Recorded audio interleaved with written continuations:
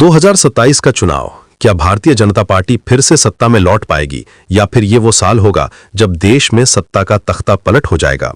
आज हम बात करेंगे उन 5 बड़ी चुनौतियों की जो भाजपा के सामने खड़ी हैं और जो विपक्ष के लिए नई उम्मीद की किरण बनकर आई हैं। 2027 का चुनाव जनता के सब्र की सबसे बड़ी परीक्षा बन चुका है। महंगाई के मारे लोग परेशान हैं, नौजवानों के पास नौकरी नहीं है और किसान अपनी फसल का सही दाम नहीं पा रहे। ये सिर्फ आंकड़े नहीं है बल्कि हकीकत है जो हर घर में महसूस की जा रही है। जब आप बाजार जाते हैं, जब आप नौकरी की तलाश करते हैं, जब आप अपनी फसल बेचने जाते हैं तो ये दर्द साफ दिखता है। पहली और सबसे बड़ी चुनौती है महंगाई। खाने पीने की चीजों से लेकर पेट्रोल डीजल तक सब कुछ आसमान छू रहा है। एक गृहिणी का कहना है, गैस, राशन, बिजली सब कुछ महंगा हो गया है। सरकार सिर्फ बड़े लोगों की सुनती है। ये आवाज सिर्फ एक व्यक्ति की नहीं बल्कि करोड़ों परिवारों की है जो रोजाना इस महंगाई से जूझ रहे हैं। फूड इन्फ्लेशन 8% से ऊपर चल रहा है और आम आदमी की जेब पर इसका सीधा असर पड़ रहा है।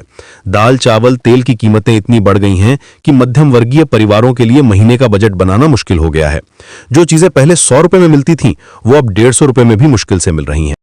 दूसरी चुनौती है युवाओं में बढ़ता गुस्सा। नौकरी नहीं मिल रही और जो मिल रही है वो पेपर लीक के कारण संदिग्ध हो जाती है। एक युवा का कहना है, ना नौकरी है ना भरोसा, पेपर लीक हो रहे हैं, सिर्फ भाषण से पेट नहीं भरता। ये वो पीढ़ी है जिसने भाजपा पर भरोसा किया था लेकिन अब वो निराश हो चुकी है। बेरोजगारी दर बढ़ रही है और युवाओं का मोहभंग हो रहा है। एसएससी से लेकर रेलवे तक हर परीक्षा में घोटाले की खबरें आ रही हैं। युवा कहते हैं कि वे सालों तक पढ़ाई करते हैं, कोचिंग में लाखों रुपए खर्च करते हैं, लेकिन अंत में पता चलता है कि पेपर पहले से ही लीक हो चुका था। यह सिर्फ नौकरी का मसला नहीं है, ये भरोसे का मसला है। तीसरी बड़ी समस्या है किसानों की दुर्दशा। खाद महंगी, डीजल महंगा, लेकिन फसल का दाम नहीं मिल रहा। एक किसान का सवाल है, किसान कब तक सहता रहेगा?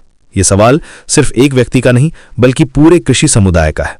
जलवायु परिवर्तन के कारण बारिश पर निर्भर खेती और भी मुश्किल हो गई है। कृषि उत्पादकता अन्य देशों की तुलना में कम है और सरकार के वादे धरे के धरे रह गए हैं। पिछले साल के किसान आंदोलन की यादें अभी भी ताजा हैं। दिल्ली की सीमा पर महीनों तक डटे रहे किसानों की तस्वीरें अभी भी लोगों के जहन में हैं। एमएसपी की गारंटी का वादा अधूरा रह गया है और किसान महसूस कर रहे हैं कि उनकी आवाज नहीं सुनी जा रही है। चौथी चुनौती है पार्टी के जमीनी कार्यकर्ताओं में बढ़ता असंतोष।